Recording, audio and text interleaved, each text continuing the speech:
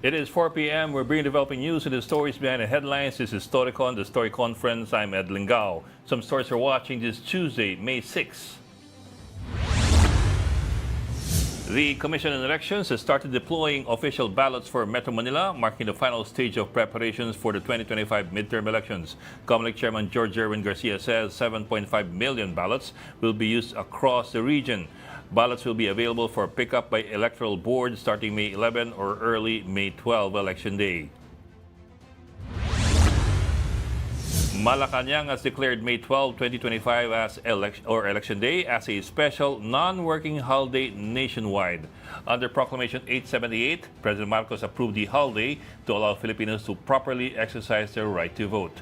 Around 68 million voters are expected to cast their ballots to fill Senate, House, and local government seats. The country's inflation eased to 1.4% in April, according to the Philippine Statistics Authority. That's from 1.8% the month prior. The PSA says the drop was mainly due to lower prices of food and non-alcoholic beverages. And President Marcos has ordered an investigation into the substandard or the alleged substandard bollards at NAIA Terminal 1, which failed to stop an SUV from ramming onto bystanders. The crash left 2 dead and several people injured. The palace says the bollards were installed in 2019 under former Transportation Secretary Art Tugade and must be immediately inspected and replaced for public safety. Malacanang is also reviewing a proposal for mandatory drug testing for PEV drivers, despite concerns that it could become a money-making scheme. And joining us in a little bit will be Storycon's resident political pundit Tito Raul Llamas, and of course from the Philippine Star, ang ating editor-in-chief, si Ami Pamintuan. Ayan. Hi, happy Tuesday. Kakulay na kakulay ang masthead ng kanyang pahayagan. Oo nga, masthead ng staff. Dapat may blue ka rin. May blue na dun sa likod ko. Ang layo naman nun. Naka-yellow and green blue ka itong ano natin, yung screen natin, puro blue. Sige na. Talagang hindi ako pwedeng maging ala Raul Llamas na may fashion commentary. Hindi pwede. Bok, what's your big story today?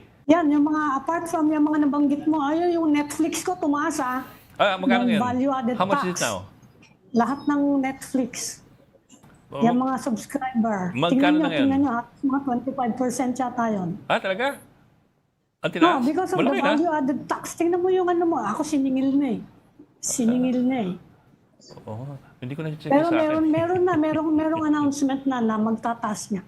Yeah, well, Nagtaas na I saw that announced. I wasn't sure lang by how much it went up. So it's 25% pala. Malaki-laki yun, ha? Magkano ba? Yung sa akin halos mga 20, VAT. Dahil sa VAT. Kaya gano'n, marami apektado dyan. Okay. I wonder what other international digital service is also affected by Oo that nga, yung law. mga streaming, Oo. yung mga streaming. Kasi Hindi lang naman there's sila. also Disney, there's Amazon Prime ba yun? Yes. There's HBO. Ewan ko yung Apple TV, kaya ba nila yon? Apple TV. I suppose Kaya it's ba the yun? same I suppose it's the Hindi same malaman system. kasi, kung may office dito, pwede, di ba? Netflix ba has a local office? Pero kahit Netflix, alam ko, nasa Singapore eh. Oo nga eh.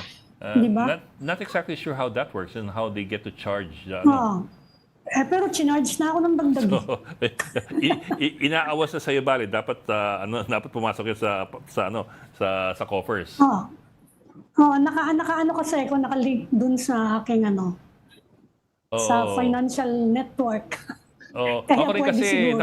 naka-automatic sa akin ng deduction kaya hindi ko na-check eh. Yun na nga. Paano hindi mo chinecheck yung bill mo? Sige, Saka napagalitan. nagno-notify ang Netflix. Ano ka ba naman?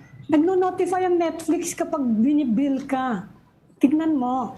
Kaya meron silang notification sa akin na nagtaas na sila because of VAT. Kaya alam ko na nagtaas na. And at the same time today, merong announcement nga na nagtaas na. But I wonder lang, Taas na. hindi lang streaming services kasi hindi lang yung streaming services. I think that also involves all other digital services that are not based in the Philippines alone. Although ang announcement sa amin, yung Netflix lang. Dito, hindi ko alam kung anong impact doon nga sa iba. Pero depende nga siguro kung sino may opisina rito eh. Okay. Tapos Sige. yung bollard na yan, may follow-up ako dyan. Ano? Maano naman daw, may solid naman daw yung bollard sa NAIA, pero hindi daw masyado nakabaon ng gusto. O hindi solid. Ah, Hindi, teka. basta nag-fall yun, di ba? Ang labo mo. Hindi kaya. Ang ibig mo sabihin, solid yung bollard na nakaangat sa lupa. Yung pinaka-bollard mismo, solid yun. Hindi daw masyado nakabaon. Hindi- Ewan ko yun, ang hindi lang solid. pagkakaintindi ko rin sa explanation na to. Hindi lang solid daw yung masyado nakabaon. Kaya nakabaon. na ganun. Eh di mali. Ang nakita ko pa, Mali yung pagkakano, di ba? nakita ko pang picture, parang hindi siya nakabaon talaga, parang nakabolt lang siya sa Oo nga eh. Hindi naman. Ay, yung baka iniisip mo, yung parang sa, sa mga bisikleta sa kalye. Nakabolt lang yun. But whatever the case is, kasi Ito mukhang nakabaon eh. Tingnan mo. No, Bok, we saw the ito kasi, ito naayos na yan eh. Ito na yung bago. The previous photo that we showed yesterday and the other day, Naka-screw. hindi, kita mo pa yung kung saan nakakabit yung bollard before sa nakikita mo pa yung kung saan nakakabit yung bollard after niya mabangga. So hindi siya hukay. Hindi siya hinukay. Just a few inches if at all. Pang tao lang yan sa pang cart, ano? So, cart lang siya. Yung tipong magdududa ka tuloy kung sandalan ko kaya ito ba'y matutumba? Hindi, bollard siya for the carts niya. Pang sandala ng cart yun. Yeah, Hindi siya actually meant for, ano? But if you Hindi siya meant as a traffic safety device pala. yeah, but two Kung things, ganun okay. yun. If you go by the definition of bollard, a bollard is there to It's a safety device. Yes, against Yeah. against oncoming traffic. Number two, Precisely sa ganyan sa there ganyan you go. yung ano. And case. number two, if you go by what's going around, yung 2019 accomplishment report ng NAIA, where they recorded among other things. Yun, no? Yeah. Where they recorded among other things yung cost ng bollard construction, nakalagay sa description na 8 it's million for daw. nakalagay sa description it's to prevent vehicles from crossing over. Yan nga, nasumampa dyan. Kaya nga. So there you go. Yan ang exactly yung ano niya. So the bollard Pinaimbestigahan nga ngayon. The bollard is not to is not to prevent foot traffic, it's to prevent motor traffic. Cart traffic, pang cart traffic lang yan. So there is that question well, of course, clearly ngayon is there a problem with the quality of the Nag-cost cutting. construction? Hindi nag-cost cutting, kundi nag-budget cutting, ano? Pero yung kasi nakalagay sa budget so much was spent already eh. 8 million. Oo. 8 million. So that has to be looked into. This Di was ba si Benji Magalong sabi niya kahit yung mga sa mga road safety yung mga cut eyes. devices Yung mga sa cut highway, eyes. Saka yung mga sabi niya isa sa pinakamalaking isa sa pinakamalaking sources of corruption yung mga road safety devices sa mga highways. Yan ang sinasabi ni Benji Magalong. Because you buy them volume. Hindi, kalaki daw ng Yeah. overpriced. Malaki overpriced. Kasi nga, you buy them in volume, Yan so nga. hindi mo masyadong napapansin na kasi you don't see the individual prices so much anymore. Hindi, pero kahit daw chicken mo, yung regular price na by volume, mas malaki pa rin daw yung mga natin, mga purchase declarations. Yeah. Hindi masyadong natitingnan ka, pero na lang kung may ganyan ng issue. Yeah. Ayun, tingnan natin maganda ano mangyari. Let's ask Benji Magalong, baka may alam na siya sa bollards na to. Mali mo, nabalitaan din niya yung bollards na yan. Tanungin natin. Diba? He spoke to us about the cat's eyes, yung mga mga ilaw sa kalsada. Mahal pala nun, And yung mga hindi fencing tawag doon eh. Anti-collision yung kulay orange. The barriers doon sa side ng road. Para Yun nga, yung sa bike. Ngayon, marami na napuputol, dami ng putol. So para pag tumama ka, hindi ka dire-diretso sa bangin. At the same time, hindi ka masyadong hahampas. It will guide you back into the may gano'n. Yun na nga. So, yun na nga. We can also try Benji Magalong. If not today, maybe tomorrow. Baka mamaya may alam siya dyan. And it's also interesting to hear. Saka pati yung mga yung sabi niya, yung netting, ano yung term doon, may term siya. para sa Yung avalanches, netting para sa mga avalanche. hindi bumabagsak yung ano, di ba? Pangsalo ng bato. Pag yun, nagbabagsakan yung mga bato, yun. Sabi niya, malalaki daw sa mga kickback dyan. Ito, kasama na natin dito ngayon yung isang mahilig mag-kick. Oh. Mahilig pumadyak-padyak ng mga tao na kiniinisan niya. Si Tito Rol Llamas is now joining us in the studio. Magandang hapon. Na-traffic ka ba, Ronald? Dumuulan na. Grabe ang traffic. Oo. Ano kung may kumaano na rito, nagkukulog-kulog na dito. Talaga? Baka umuulan na dyan, kaya traffic. Teka, Tito Ronald, Yes. it's your chance to give your commentary muna to regarding Ami's Ibang-iba for the past 2 weeks. No? Talagang parang political statement eh. talagang meron siya. Ready siya talaga eh. Tapos na yung 9 days, yung pasyam, di ba? Tapos na eh. Always ready with Balik na ako sa fashion commentary. makulay. Makulay ang ano natin eh. Philstar. Makulay ang mundo natin, di ba? Philstar colors. Philstar eh. Diba? Kulang na lang dyan kay Ami. Nakaganon si Ami.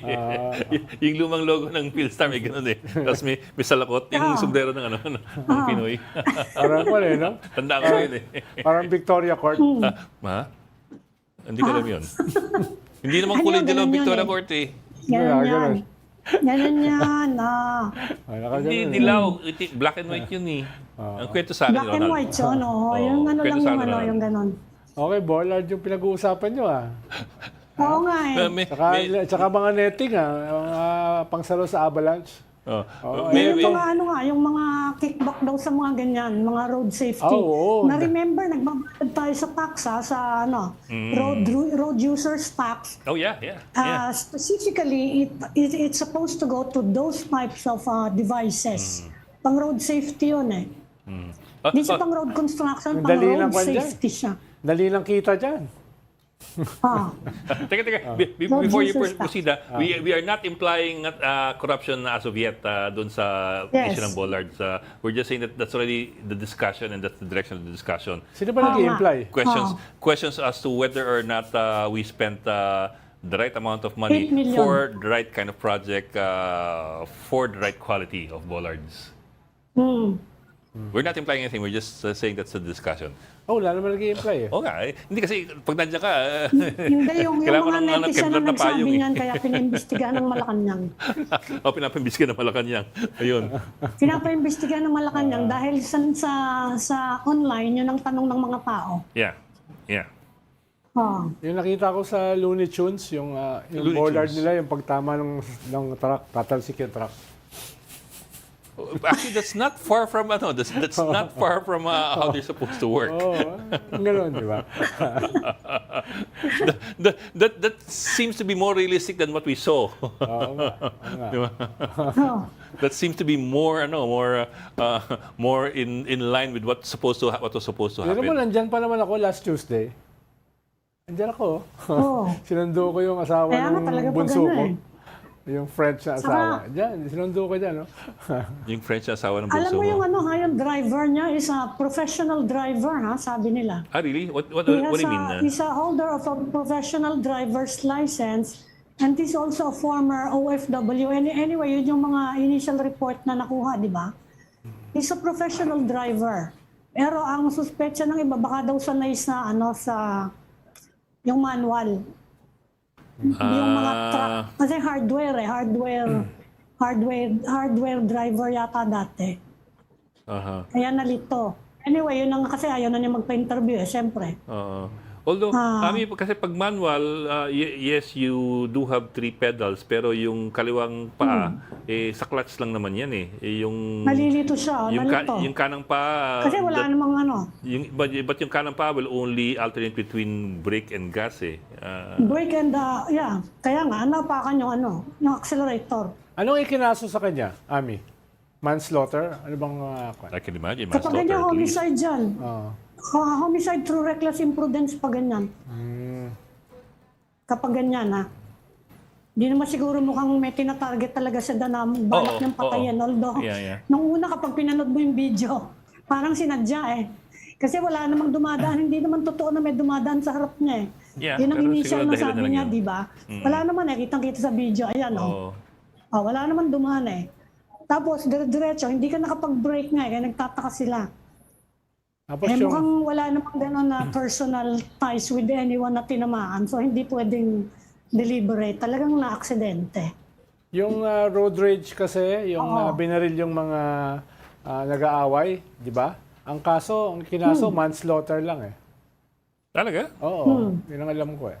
Wala tayong sa bagay, gano'n eh. kasi Homicide lang tayo. Oh, but kasi with a charge of murder, you have to show premeditation eh. Homicide and murder lang tayo. Oo. Also, yun nga, hindi po pwedeng sabihin na basta murder unless it was planned in advance. Oo. Kung init ang ulo, Unless nga patayin dyan, kaya ganyan. Magandang Tawa pa yan, natin. magandang input. yun yung ngiti mo yan. Sige nga. Homicide through reckless imprudence. Marami akong natutunan sa iyo, Ed. Sige nga. Magmumuna nga tayo. Ang gulo ni Ronald eh. Ano pa ibang headlines yung Ami? Eh, yan nga, yung inflation, 5-year low daw yan, ha? Nag-slow down na yung pagtaas kasi ng mga pagkain. Although, normal yan after the Christmas season, But it's month on month, siguro, may epekto din na, hindi natin alam kung bakit, hindi ko pa nakikita yung mga detalye, but it's food-driven, yung pagbaba ng inflation rate. Sa food pa rin daw bumagal yung pagtaas ng presyo ng pagkain. Were they able sa to food siya. were they able to make himay kung what kind of food we're talking about here? Is it rice? Is it meats? Siguro may contribution din yung rice, kasi talaga namang pababa ang presyo ng rice sa international market. Kaya nga nagtataka sila kung bakit dito sa atin mabagal yung pagbaba dito sa atin ng presyo. Pero ang inflation kasi natin is supply side eh. Hindi siya demand side. Ibig sabihin, may inflation tayo because of lack of productivity. Ang ibig ba sabihin, Ami, na bumaba yung inflation ay naayos nila yung ating productivity? Yun ba yung ibig Hindi sabihin? ko pa nakikita yung detalye. Na I don't think so, kung productivity, I don't think so. Although meron din silang rice program na hindi 20 pesos eh, pero 20 plus pesos na 29. Oo. 29, na yun yung binibenta. minimum, yung yeah. So I don't know how much impact that regular has. milled rice. So, May kwan yun eh, may although ako, bumibili ko sa wholesaler, pinakamababang nakukuha ko, 35 nakikita ko pala. Tsaka 35, although malaki na yung binabanon in the past month. Tsaka may gestation period yan eh. Hindi mo kagad mararamdaman yan eh. Oh, yeah. Halimbawa, yung 20 pesos na yan, just more than a week ago eh. Mararamdaman yan siguro in the next few months. Hindi, yung 20 pesos book, wala pa yan. Na-defer Wala, yan yung eh. heavily, Na-defer yan hindi pinag-uusapan yung heavily subsidized. Yung regular prices. Nag-slow down ng konti talaga, bumaba talaga ng konti yung Although yung iba, ang baboy mataas pa rin, ang chicken steady lang naman. Nag-ano ko yun, mamalengke ako linggo-linggo kaya nababantayan ko yung presyo. Medyo bumagal nga siya yung pagtaas. Well, other stories we're looking at today as well. Mamaya kasi we'll be having somebody from the NBI to talk about among other things. Kasi I think they had the raid sa Pangasinan for human trafficking. That's one. But the other thing is yung Chinese na nahuli dun sa paligid ng Comelec with an IMSI catcher, yung cell site simulator. Ang sabi ng 5,000 NBI, daw yun daw. oo, At least 5,000 5,000. mobile identities ang nakulimbat. We don't know if that was only for one day Na-capture. or for Ikaw na-capture. naman. Na-capture ng Ganun yun, machine. nakulimbat. It was illegal eh. Di nakulimbat. So para saan yun? Ay, that's the next question. And yung nakulimbat lang ba are the mobile identities O yung laman? the data as well? Naku, matago na to. Baka. Sabi ng Tingin mo, may epekto ilalagay. compromise sa data nila. Tingin mo, pag nilagay mo sa bulsa makulimbat. mo, may epekto yan. Hindi, tactical yung aking pan eh. Tactical yung aking suit eh. Ganun. Anong copper covered ba yan? Ito, si Parang John Ronald, Wick. natakot, tinago yung telepono. Anong kala mo, isi-xerox namin yung telepono mo? Oo nga. Tingin mo, ano yung kaibahan yun? Magtatayo daw ang DICT and COMELEC ng war room. Para daw walang makapag-manipulate electronically ng resulta ng eleksyon. Ang tatayo sila ng war room. Isa yan sa mga istorya ngayon. Okay. Okay, well that's good to hear. Yan. Although there's also there's also another question that was raised that we also raised a few days ago. I think I brought it up with you guys before. Ang gagawin kasi ng COMELEC, di ba? COMELEC the machines will be sending their data after magsara by 7 o'clock they'll be sending data already. Yes. Ita-transmit. COMELEC will publish the data Wala ako. on its own website, but it will only give access to the media, the data that they publish after 15 minute delay, 15 minutes after 15-minute delay. Yeah. Although we will get the same data 15 minutes later, yun nga lang, meron siyang lag na 15 minutes eh. Yung mga parallel watchdog, like PPCRB, NAMFREL, We'll get the data the same time? Or, as with us. Yeah. As with us. Okay. Wala So- nang transparency server as far as I can tell eh. Di kagaya dati na may real time tayong nakukuha sabay-sabay with the transparency server. I think we no longer have it. Ami, would you know ba? What I understood was wala nang transparency server and that we're getting it 15 minutes later na talaga eh. Para wala Everybody. na daw yung akusasyon na na-bypass yung na ginamit yung unauthorized ISP address, di ba? Tatanggalin yung di ko alam, hindi ako techie, pero mawawala daw yung opportunity for that. Pero Hindi ko alam kung anong gagawin nila exactly, ha? in removing that suspicion, wouldn't they be adding another suspicion na bakit 15 minutes late natin makukuha yung resulta? Ay, hindi ko. Yan ang hindi ko maintindihan yung kailangan natin ng techie to explain. Oo. Basically, yung mangyari, COMELEC will get results and they will pass the results on to us 15 minutes later. Yung mga techie ba, may paliwanag kung bakit? Wala pa bang nag-criticize, nag-comment? I think I don't think it's a techie problem. I think it's a policy decision on the part of COMELEC so Yes. that they become the first to publish the results. Kasi they will publish naman daw the results in the COMELEC website immediately. Yun lang, they will give us access to those results through our servers 15 minutes later. So there will be a lag of 15 minutes.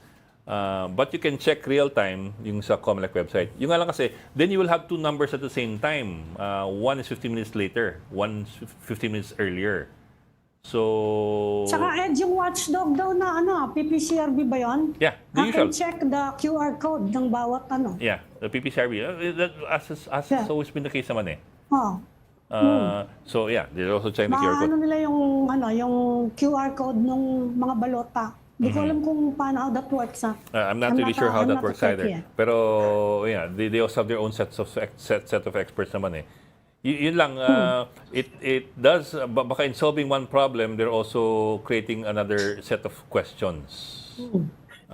With that Siguro, 15 tanungin minute natin delay. si Chairman Yeah, si Garcia Chairman, pag maybe before Friday. bago election day. Oo. Kasi election day is too late already Yeah. eh. So yun lang. That's the other problem with COMELEC. So yun. We'll have Tapos yung isa pang inaano namin, kasi i-review daw ng Malacanang yung yung requirement for yung drug testing for drivers. Kasi yeah. yung iba sinasabi magiging money making lang daw yan. Well, you know naman how it is, di ba? I don't know if you noticed, di ba? Yung mga LTO offices may katabihan parati na laboratory na na parang Yes. doon ka Ginawa na nagpapamedical. siya dati, di ba? Doon ka Ginawa na siya nagpapamedical. over a decade ago eh. Oo. At madalas sa hindi, yung may-ari ng lab na yan is somebody from LTO or somebody related to somebody from the LTO. Yeah. Pero multiple platform kasi ang gagawin eh. Ibig sabihin, isa yung testing, isa yung penalties. Halimbawa, may mga aksidente. No? Yung magbabayad dyan, Dapat napakalaki. immediately. Napakalaki ng babayaran Testing. nung bus company. No? Yun yung, kaya yung bus company, it is in their interest na hindi sabog yung kanilang mga driver dahil kung may mangyari, ang laki ng kanila. Baka nga masara sila permanently. So, Saka dapat pagka-aksidente, testing ka agad. Di ba? Kaya, Imbis na yung every 6 months, kasi nawawala yung nawawala yung drug sa sistema natin eh. yes. Depending on the dosage, saka depending on the type of drugs, mga hanggang 7 weeks lang normally, ang pinakamatagal mo dyan, ay 7 days eh. Pinakamatagal yan sa jingle mo, saka sa dugo mo eh. Kaya kailangan din kung ng naka-schedule yan, schedule testing, pwedeng Nakakaintindi naman yan eh. Pwedeng hintayin nila na mawala muna sa system nila eh. Yeah. Bago mag-check. Mas mabuti kung random. Pwedeng may random, May tapos meron random, talagang sabay, oo, required. sabay. Tapos may required talaga, yung lahat. Tapos Oo, random. pwede. Ganun yung gagawin nila. Saka yung pagka-aksidente nga mismo, testing ka agad. Akala Para ko dati, malaman, di ba? akala ko in previous administrations, they already tried to solve that problem na yung mga bus drivers ay nag-uunahan na makakuha ng pasahero dahil sa boundary system ba yun? It's not a boundary system. Tawag doon? Sa jeep yun, sa jeep. Jeep is boundary. Sa jeep inalisyon. Anong tawag doon sa system din dati sa mga bus? Kaya nag-uunahan sila parang boundary system, di ba? Boundary. Mas marami kang pasahero, Oo, mas malaki mas malaki yung kita mo. So, Kaya inabolish yan.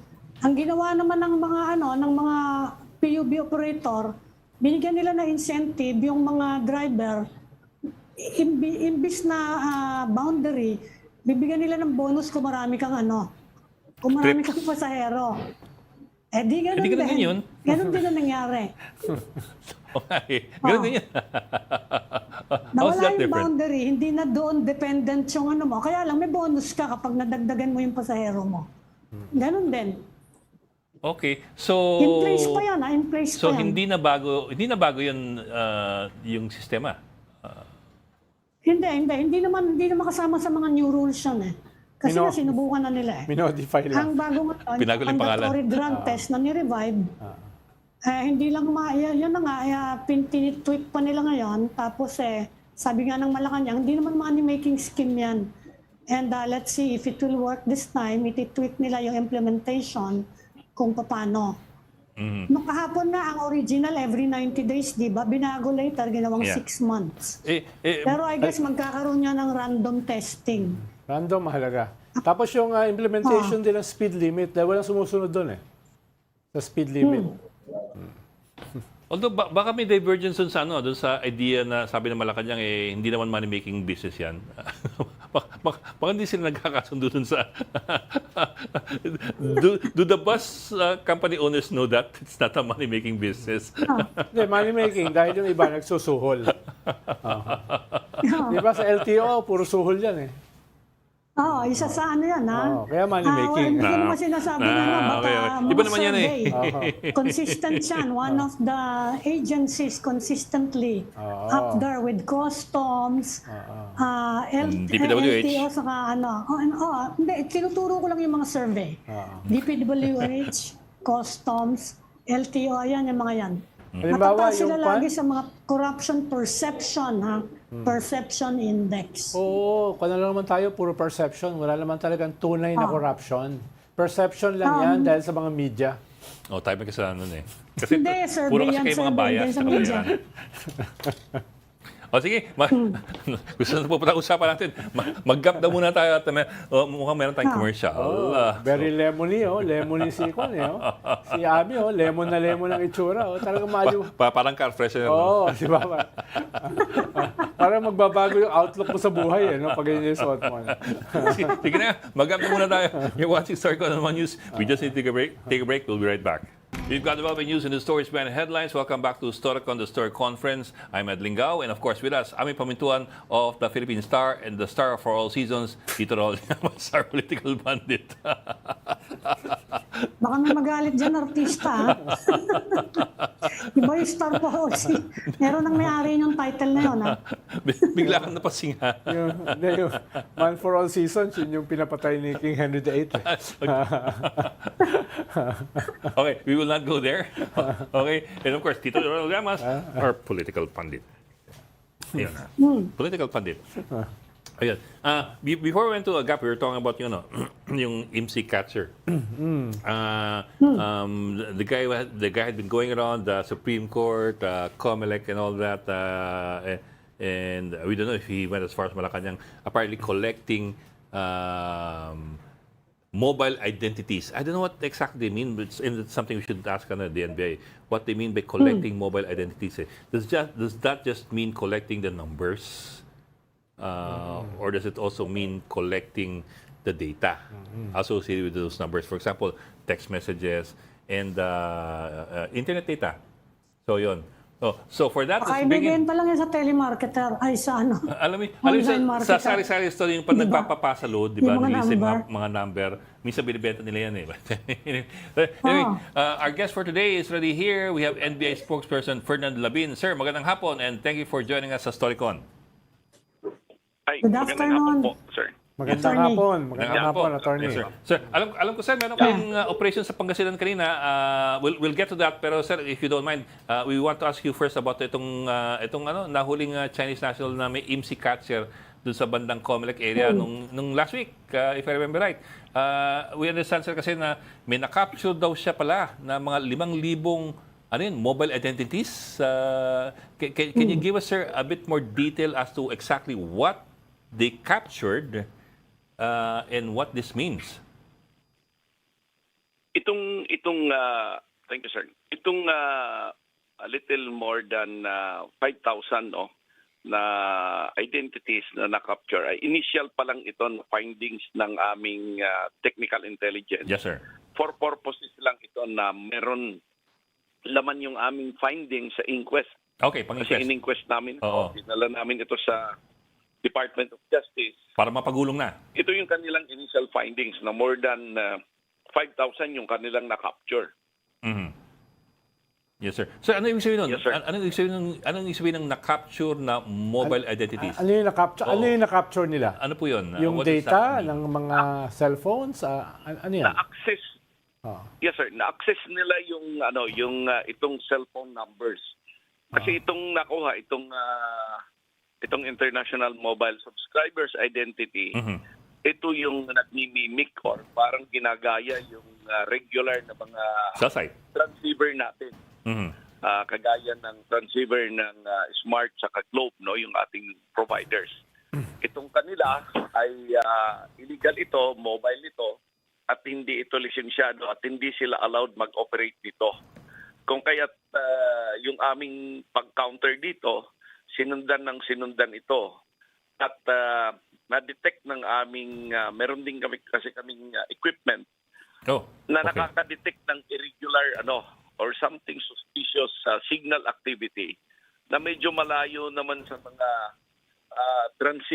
base transceiver, Mhm. and yet nagkakaroon ng signal na malakas.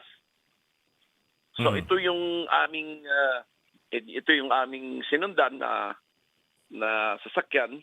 Nagpapasalamat kami dito sa media dahil doon sa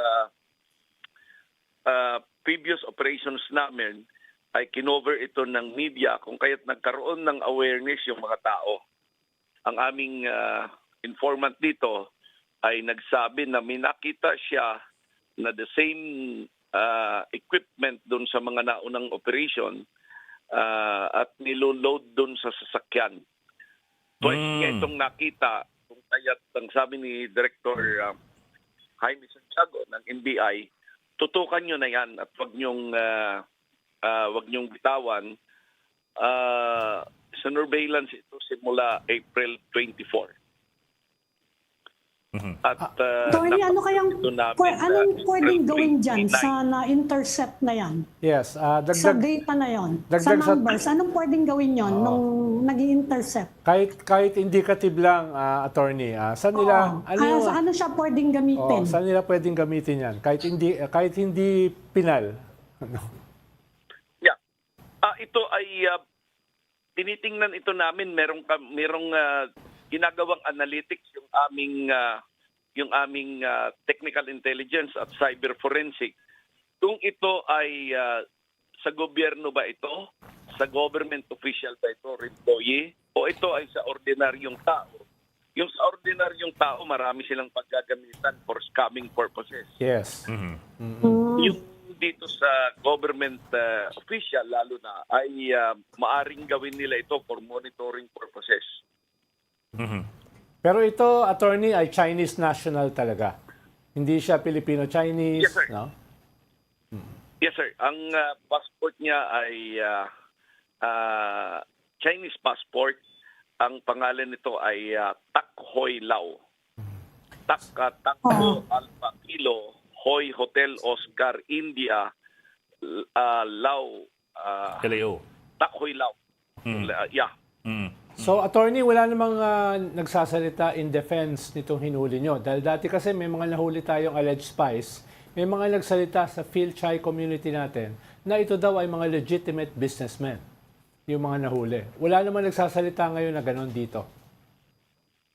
Tama po yan, sir. No? Walang nagsasalita ngayon or so far, wala pang nagsasalita. But ito ay patuloy din naming patuloy pa rin kaming nagmo-monitor sa situation dahil meron kaming information, very very reliable information. Dahil marami pang IMSI kung tawagin namin IMSI capture na nasa labas at this is going to be operated by the different itong papalit-palit na members of this group. Yung mga dating Attorney, nahuli... nakakadalawa na kayong yung ganyang machine. Ngayon lang kami nakakita ng ganyan Medyo malaki siya, no? Kasi sa buong trunk. Saan ba nakukuha yan? Nabibili ba yan sa Lazada? Saka magkano ba yan? Magkano ba yan sa nakakakuha ng ganyang machine? Kasi baka dumami may-ari niya, dadami scam natin. Madali bang maka-obtain ng ganyang machine? Tama po yan, ma'am. No? Pangalawa na ito, hindi pa namin eksaktong matrace kung ito ba ay imported. Ano na ba ito? Buo? O kaya kinumpo nilang dito. Pero kaming ginagawang sa aming cyber laboratory, may mga ginagawang pag-aaral. Ano hong status ng mga dating nahuli natin na similar situation? Nakakulong ba sila? Anong interrogation nila? Sila ba ay din-report? So, wala na kami masyadong balita. Anong laman ng mga nakuha sa kanila? May ganyan din bang nakuha tayo doon sa mga nauna na mga alleged spies? Tama po yun, sir, no? Yung nauna, actually, yung agents nagte-testify na sa court. And in the light of the pendency nito sa court, then we cannot really divulge more information. Yeah. But the machine is being kept by the NBI, in custody pa rin ng NBI. Sinabi na namin ito doon sa court. At nakakulong pa rin itong mga unang nahuli. Nakakulong pa rin itong unang nahuli. Ginagawan na lang namin ng data analytics kung meron bang tatawid o magma-migrate na tawag namin doon, migration ng data. Nililipad ba ito dito sa isang catcher? O kaya meron bang pag-transfer ng data doon sa dalawang catchers ng alam ko. Sir, At yung iba naman ay surveillance equipment, yung iba. Opo. Sir, itong IMSI catcher ba under the law, is it basically illegal or restricted lamang with license? Kumbaga for licensing. Anong nature nito as far as our laws are concerned? Kailangan po ito merong authority galing sa gobyerno at kailangan ito ay monitored yung paggamit nito. Especially as to the data. Actually, baka ginagamit ito ng, I'm not very sure but I have the information na meron nito yung ating itong ating mga service provider, no? Okay. Meron silang regular kasi ginagamit din ito dun sa blast messaging na tinatawag nila. Flash So messaging. kailangan ito ay may pag-iingat. Ngunit itong mga nakuha namin ay ang nakakatakot, nasa kamay pa ng mga panyaka. Dito kami kinakabahan. This is very alarming. And especially na meron tayong national activity na gagawin in the next couple of days. Election. Attorney, sisiguraduhin nyo naman siguro na hindi makakatakas ito, no?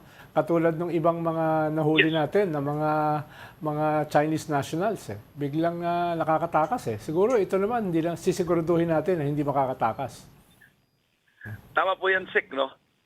Sisiguraduhin namin dito.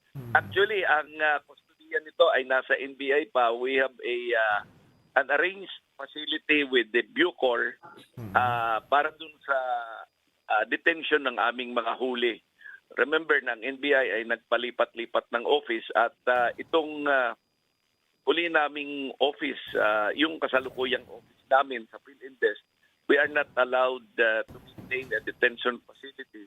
So the director arranged with the Bureau of Corrections, bigyan kami ng space doon kung kaya't may temporary detention facility ang NBI doon sa Bucor. Attorney, kinontak na ba kayo ng Chinese Embassy? Saka may sinabi ba yung suspect na yan kung bakit siya may ganong machine? Kasi kung kumukuha lang siya ng picture, pwede naman siyang gumamit ng cellphone niya. Anong sabi niya? Saka yung embassy, anong sinabi sa inyo? As a matter of policy and practice ng NBI, kung may foreign national kami na nahuhuli, immediately we would inform our International Operations Division. At itong International Operations Division, iniimpormahan kaagad yung embahada o consular office noong foreign national. This is so, baka gusto nilang magpadala ng representative, baka gusto nilang bigyan ng lawyer, baka gusto nilang dalawin and they will make a report, no? Doon sa kanilang sa kamag-anak nito. But ever since we've been doing this, dinadalaw pero wala namang update na, hindi na nagko-cooperate. They have kept and maintained their silence doon sa ginagawa naming investigasyon. But they are being represented in court by their own counsel.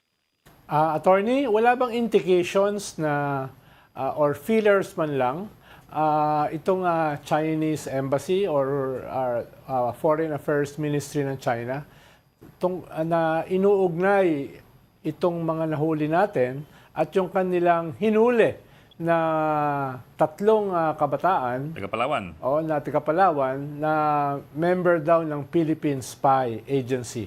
Wala bang indications ng palit-ulo na pakawalan namin ito pero pakawalan nyo rin yan? Wala pang ganon? Wala pang paramdam? Wala pang paramdam or not to my knowledge. Could be if ever, baka high level yon. But to our knowledge, dito sa level namin sa Bureau, wala pa silang pasabi o wala man lang paramdam or indikasyon. Attorney, binago ba niyang Chinese yung story niya na yung machine na yan para lang sa pagtutourism niya? Ano yung final niya, explanation kung bakit siya may ganyang machine? Hindi nila kadalasan sinasabi lang nila, I don't know. But yung when we took custody of the driver nung sasakyan, the driver would even tell us na pag sumasakay siya dun sa sasakyan, pati siya nawawalan ng signal. And is the one driving is only shown dun sa gadget may translator kung saan yung rota at kung anong gustong gawin nung itong foreign national, itong Chinese. Kung saan yung rota, saan sila pupunta at kung anong kailangan niya, ipapakita lamang doon na English. O yun lang, very limited yung kanilang engagement at sinasabi niya na nagkakaroon lamang siya ng signal kung siya ay kakain, magsi-CR, o kaya maninigarilyo kasi naninigarilyo ito. Pag lumalayo. At every time na sinusundan namin, at first he was not cooperating. Takot din siya because he is being paid at the rate of 8,500 per day. 15 days yung kanilang verbal contract. Driver yan, ano? You're talking about the Filipino driver. Filipino driver po ito, tama po. Paano siyang na-contact? Does he belong to a company na merong mga grupo ng mga driver? Paano siyang na-contact ng mga Chinese? May nag-refer lang sa kanya na hindi niya rin kilala. Kaya sabi namin, highly compartmentalized ito. Actually, simula April 24, 25, and 26, habang sinusundan namin yung sasakyan, meron siyang ibinaba dun sa airport at ito nag-fly out. After the turnover, nag-fly out ito. Kaya itong nahuli namin, ito yung pumalit na to continue to operate the machine. There was one who got away. Wala din siyang alam doon. He doesn't even know, the driver doesn't even know the identity. And itong pumalit, he doesn't even know the person. So parang reliable lang Tapos ito. kanino yung kotse? Kanino yung kotse na yan? Yung sa kanya. Sa itong Sa driver. itong sasakyan ay dito sa driver, sarili niya ito. Aha. Parang namamagada siya or nagpapa-hire. Mhm. So sir, parang reliable na lang ito. Parang second shift na lang itong nahuli natin. Yung first shift, kumbaga, kung tawagin natin sa first shift, nakalarga na. Kasi nakabalik na siguro ng bansa. Sabi nga ni attorney, marami That is pang correct, ganyan. sir. Oo. That is correct. Naniniwala kami marami pa ito because in the past, ang sabi namin dito, dun sa mga surveillance nila, yung ibang kaso namin, for as long as our response and reaction dun sa West Philippine Sea ay na-intercept nila, then there is information coming from land. Di ba? Kasi pag lumalayag yung ating mga Coast Guard, meron na kaagad sumasalubong. So meron silang informant galing dito sa lupa. Mhm. And true enough, unti-unti na-discover namin ito at lumalabas nga ganon. But still, for as long as they are able to react immediately and na bubuli or ang ating response mechanism ay nakaharang, kinakabahan kami meron pa ditong nagbibigay ng impormasyon. Mhm. Siguro mahalaga, attorney, in coordination with other government agencies, kumuha ng mapping tungkol dito sa digital intelligence, counterintelligence ng China sa atin. Para makita sa framework na yon, ano-ano yung mga ginagawa nila in different levels. Para yung mga tao rin natin, mga mayan natin, pag may nakita, ay pwedeng isumbong kagad. No? Dahil sabi nyo nga, marami pang ganyan na ginagawa. Tama yun, sir. Ang laki ng tulong ng media dito sa intelligence community. Sa intelligence community, almost every day, ay nagmi-meeting kami regarding this one. No? At yung awareness, dahil sa tulong ng media doon sa past operations namin, ay nakakapagsumbong kaagad. Kasi hindi naman ito kagaya ng mga kontrabandong droga o baril. Ito ay napaka-ordinary ito na parang parang CPU ng computer at pinahiga lang. So, Okay. pag nagtawag sa amin, monitor kaagad namin. Okay. Salamat, attorney. Pasensya po, naubusan tayo ng oras, pero maraming salamat po for joining us this afternoon. Salamat, attorney. NBI spokesman Ferdinand Labin, Attorney Ferdinand Labin, thank you sir for your time. I-monitor din Thank natin you, yung mga attorney. naglilibot dito sa building. Thank you sir. Baka ko ano makuha rito kay Ed Lingaw, saka kay Manny Mugato. Lalo na kay Rol Llamas, di ba? Salamat for joining Stargon today. Aming pamuntuan, Editor-in-Chief ng Philippine Star, and Rol Llamas, the star of all political pundits. Kaya, Ayan. kaya ang dami Pinalipay ko na. ang dami nagagalit sa akin. Just again tomorrow at 4 p.m. for the Storycon. I'm Ed Lingaw. We're One News, all sides, all the time.